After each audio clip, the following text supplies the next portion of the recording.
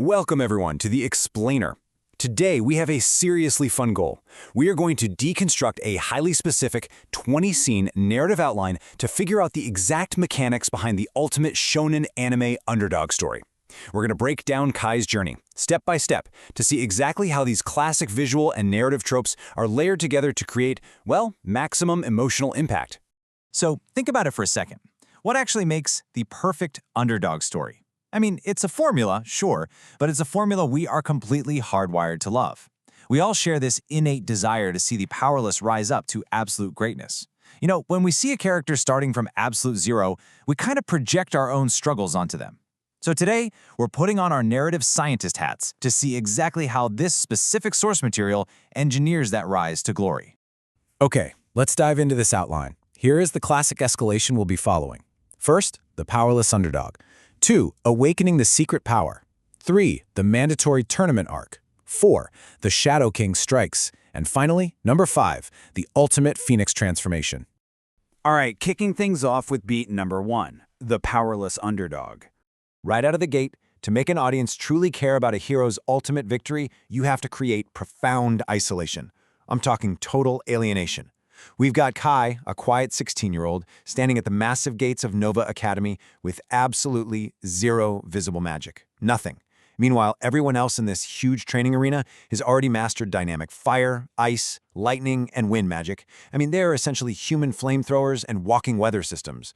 In a world entirely defined by magical affinity, Kai doesn't even have a baseline. And the narrative brilliantly deepens this empathy through some very specific character interactions. Enter Rex. He's this tall, muscular student with spiky red hair who openly laughs and mocks Kai in the courtyard.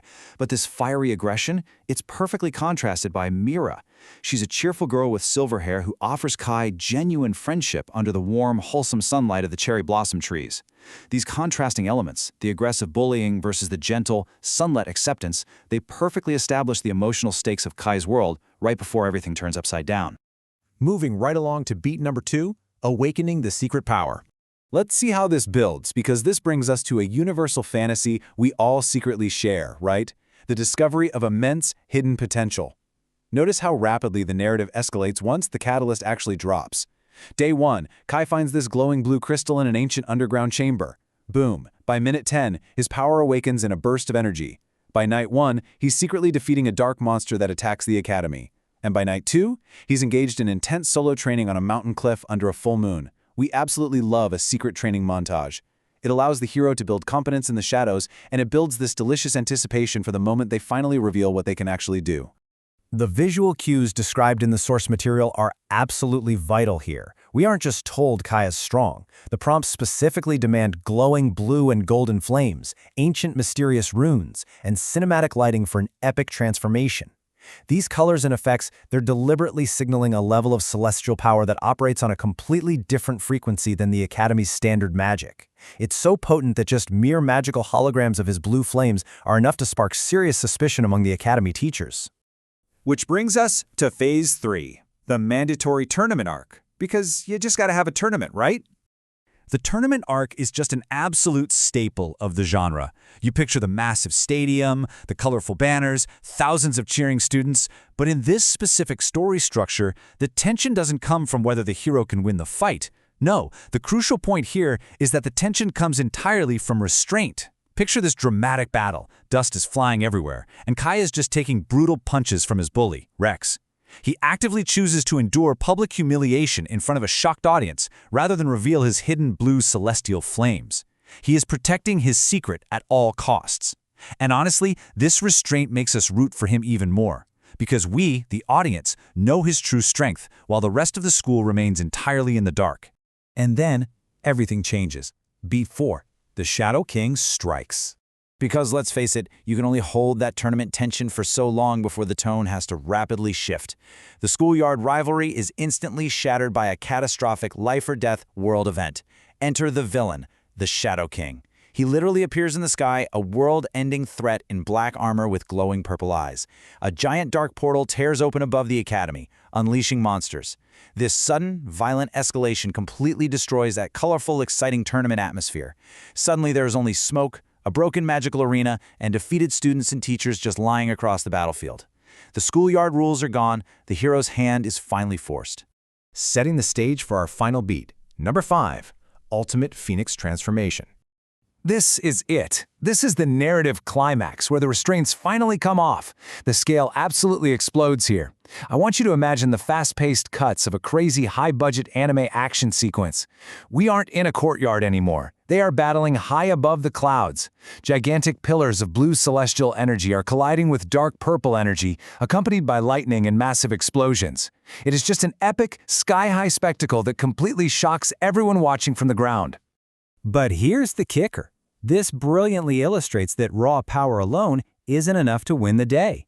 In the midst of this chaotic battle, Kai actually gets injured, and it takes Mira, the very first person to show him kindness, stepping in with a glowing green magic shield to block a deadly dark attack. Her emotional and magical intervention is the critical catalyst here. It grounds Kai's celestial power in humanity and friendship, which is exactly what he needs to survive and push past his absolute limits. And that, my friends, leads to the ultimate visual payoff. Kai transforms into his final form, the Phoenix Ascension. We're talking giant blue and golden glowing wings. And notice the gold, right? That is the ultimate visual shorthand in anime for peaking power levels. He radiates this divine aura floating in the sky, rendered with legendary, hyper-detailed intensity. This is the absolute peak of the hero's journey, where the powerless underdog from Scene 1 becomes a literal glowing phoenix that obliterates the villain and restores the light. Absolutely incredible. Phew! Okay, after that incredible peak, the narrative smartly brings the pacing back down to a warm, reflective tone. The Shadow King disappears into light, leaving a peaceful sunrise over Nova Academy. We get this deeply emotional redemption scene where Rex, the former bully, shakes Kai's hand in the warm golden sunlight. Finally, we see Kai, Mira, Rex, and their friends standing together on the Academy rooftop, overlooking the sunrise with hopeful smiles. The vibrant, colorful visuals return, signaling a brand new, optimistic beginning. So, what does this all mean?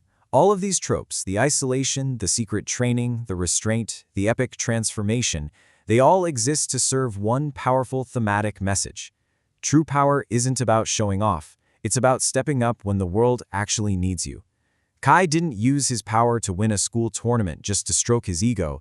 He kept it hidden until it was absolutely required to save the people he cared about. By dissecting these 20 scenes, we've seen just how carefully a narrative can be engineered to capture our hearts and ignite our imaginations. We all start somewhere, right? And we all face our own arenas. So as we wrap up this explainer, I want to leave you with one final thought to reflect on today. What is your hidden power waiting to awaken?